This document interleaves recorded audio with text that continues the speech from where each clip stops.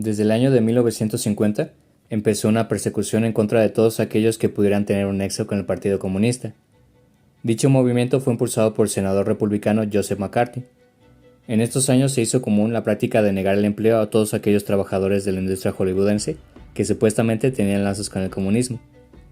10 personas fueron citadas por el Congreso y puestos en la lista negra, después de negarse a responder preguntas sobre su afiliación al partido.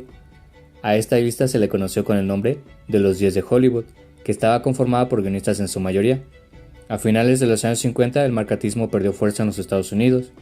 En 1960, Dalton Trumbo, uno de los artistas más conocidos dentro de la lista negra de los 10 de Hollywood, fue públicamente contratado para escribir los guiones de las películas Éxodo y Espartaco, dando fin a esta era. En el año 2019, Riza Aziz, productor de la película El Lobo de Wall Street, nominada al Oscar y dirigida por Martin Scorsese, fue detenido por autoridades de Malasia. Fue acusado de lavado de dinero. De acuerdo con esta información de la agencia Xinhua, el empresario recibió varios de cientos millones de dólares propios del Fondo de Inversión Estatal de Malasia para financiar películas como El Lobo de Wall Street. Resulta algo hilarante que hayan acusado de estafador al productor de una película, basada en la historia de los estafadores más grandes de los últimos tiempos.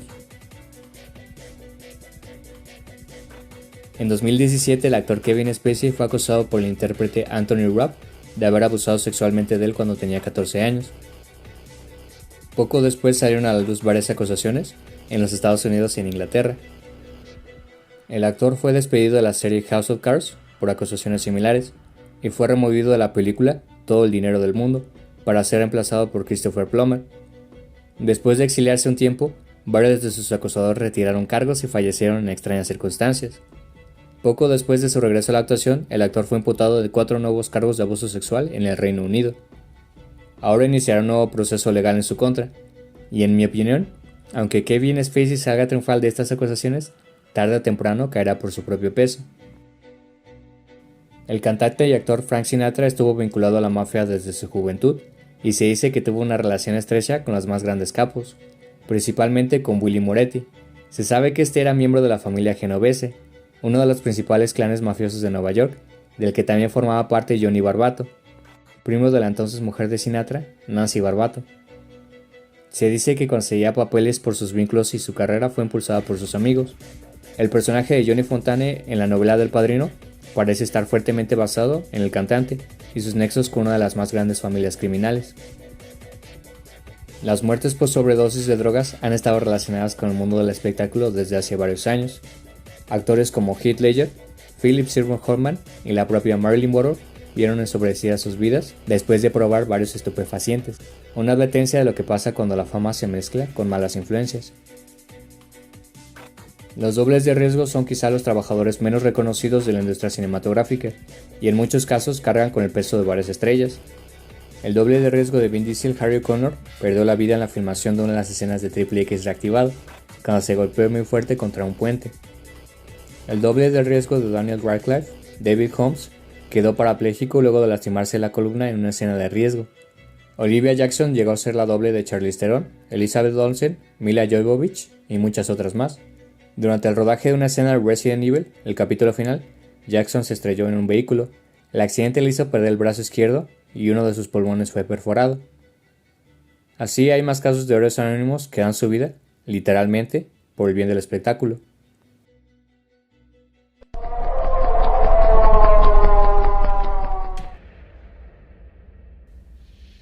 El actor y comediante Bill Cosby era uno de los más queridos intérpretes hasta que fue acusado de violación, agresión sexual facilitada por drogas, abuso sexual infantil y conducta sexual inapropiada. El actor siempre negó las acusaciones hasta que fue declarado culpable el 26 de abril de 2018 por 3 cargos de agresión contra una mujer de Toronto. Fue sentenciado a una condena de 3 a 10 años en una prisión estatal. El 9 de agosto de 1969, algunos miembros de un grupo de seguidores de la llamada familia Manson ingresaron a la casa de Roman Polanski y su esposa Sharon Tate. Ahí mataron a todos los presentes. Roman Polanski estaba en Reino Unido trabajando, así que los miembros de la familia Manson acabaron con la vida de Tate, quien estaba embarazada de 8 meses. El famoso peluquero Jay Severin, el escritor Frykowski y su pareja Abigail Folger. Manson fue sentenciado a cadena perpetua y el 19 de noviembre del 2017 falleció en un hospital, una semana después de cumplir 83 años.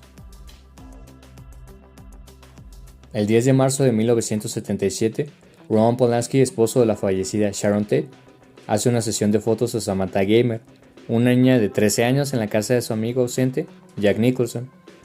El director había pedido a la madre de la joven, una modelo y actriz de televisión, si podía sacar fotos a su hija para la edición francesa de Vogue. De acuerdo con el testimonio de Gamer, el director le dio a beber champán, le da una dosis parcial de un sedante y la obliga a tener relaciones con él. A pesar de que confesó su crimen y se dio la oportunidad de viajar a Europa para finalizar una película, Polanski se fugó a Londres y luego a su natal Francia para no hacerle frente a las autoridades. Hasta el día de hoy el cineasta no ha pisado tierra estadounidense por el temor a ser extraditado. De este caso hablaremos un poco más adelante. No es un secreto que varios niños actores han tenido mala suerte para soportar la fama a muy temprana edad. Ejemplos como el de Macaulay Culkin, Lindsay Lohan y Amanda Bynes dejan mucho de qué hablar. Además de un mal cuidado, se hacen evidentes los casos de abuso infantil de los que poco se hablan abiertamente. Hace poco se dio a reducir nuevamente el caso de Bobby Driscoll, quien interpretó a Peter Pan en los años 50 y murió en la ruina y con problemas de drogadicción. Rita Gray fue esposa de Charles Chaplin. Se conocieron en un set de grabación cuando él tenía 35 y ella 16. Según su testimonio, Chaplin se aprovechó de ella y al enterarse de que estaba embarazada, le pidió que abortara, pero ella se negó. Después de que se casaron, el actor la hacía sentir miserable con sus arrebatos de ira y crueldad, patrones que seguiría repitiendo con sus demás matrimonios. La mujer escribió 2 autobiografías. El actor Marlon Brando compartió el set con él durante las grabaciones de La Condesa de Hong Kong en 1967 y describió a Chaplin como el hombre más sádico que conoció en su vida, y eso que Brando era toda una fichita. Varias han sido las producciones que han sido acusadas por maltrato animal, entre ellas a Dog Purpose, ya que en un video difundido por TMZ se dio a conocer una escena en donde un perro es obligado a nadar, mientras varios de los presentes se burlaban del pobre canino. Otro caso mucho más extremo se dio en la filmación del Hobbit, un viaje inesperado, donde 27 animales perdieron la vida, incluyendo ovejas y cabras que murieron de deshidratación, agotamiento o incluso ahogamiento en tanques de agua. Se especuló que la producción incineró y quemó los restos. Uno de los casos más controversiales sigue siendo el de la película El Holocausto Caníbal, en donde varios animales perdieron la vida enfrente de las cámaras.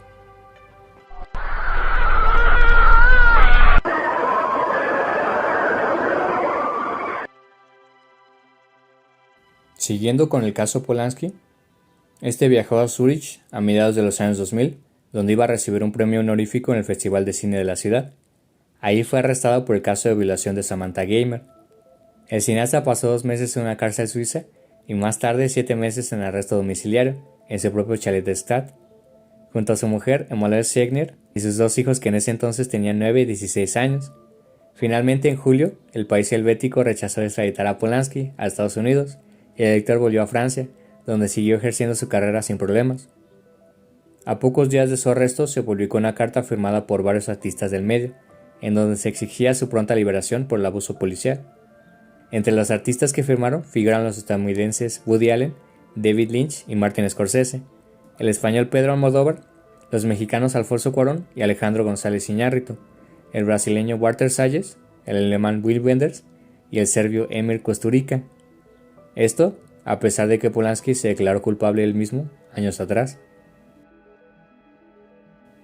Hostal es una película del año 2005 escrita, producida y dirigida por Eli Roth, quien escuchó la historia sobre unos mochileros en Europa que se hospedaron en un hostal infernal.